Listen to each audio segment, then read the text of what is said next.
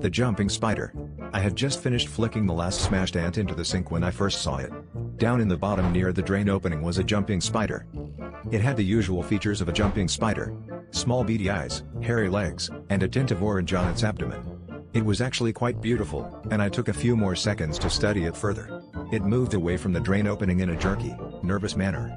I eyed the handle for the faucet to wash the dead ants away but stopped knowing I'd probably kill the spider then too.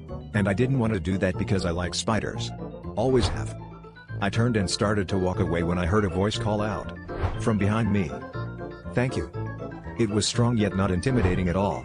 I said hello out loud, not really knowing what to expect. "Down here." The voice sounded like it came from right in front of me. I looked around a bit until I saw movement from the counter in front of me. There sitting near the edge was the same jumping spider, tall tail, orange spot and all. "Here." It was at that moment the reality of what was happening hit me. This tiny spider was speaking to me. It sat there in place, watching me with its even tinier black eyes. I did the only thing that made sense at the time. "You can speak to me?" It took a few seconds for it to respond. "I have the ability, yes. And it's because of what you did. You showed me kindness and spared my life." "Well, I do like spiders. Always have. And since you spared me from the same fate as those ants, I now owe you a debt." This was nuts. But I just kept going with it. "A debt?"